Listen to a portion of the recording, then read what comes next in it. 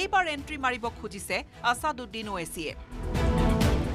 হায়দৰাবাদৰ সাংসদ তথা এআইএমআইএমৰ মুৰব্বী আছাদুদ্দিন ওৱেইছিয়ে অসমৰ ২৬টা সংখ্যালঘু অধ্যুষিত সমষ্টিত প্ৰাৰ্থী প্ৰক্ষেপ কৰিব খুজি অসমৰ বহু সংখ্যালঘু নেতাৰ সৈতে আলোচনা অব্যাহত ৰাখিছে।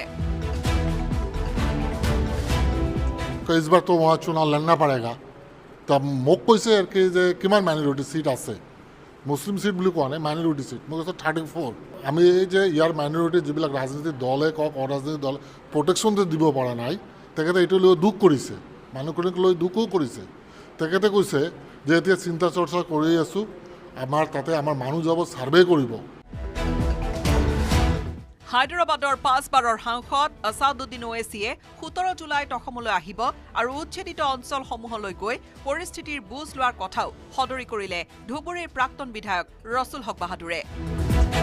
সংখ্যালঘুৰ সমৰ্থন আদায়ৰ অংকৰে উচ্ছেদিত অঞ্চলৰ সংখ্যালঘুৰ ৰাইজে থকা আশ্ৰয় শিবিৰসমূহলৈ গৈ সাহায্য সামগ্ৰী বিতৰণ কৰাৰো ভাই এই ভিডিওটাই আইবানিকা বাকি আছিল এটাই আমি চাইছিলাম উচ্ছেদ যিটো এটাই আইবানিকা বাকি আছিল বিলেশিবা চাপৰ আলমগঞ্জ আপোনাৰ নলবাৰী লখিমপুৰ কোকৰাঝাৰ গোটাইখিনি লৈ যে উচ্ছেদ কৰা মানুহখিনিক সহায় কৰিব আৰু চাব আহিব তেখেতে তেনেকুৱা ঠিক পলিটিক্সৰ কথাটো কোৱা নাই কৈছে যে মই যাম ইমান মানুহখিনি প্ৰব্লেমত পৰিছে তাৰ নেতাখিনি কি কৰি আছে।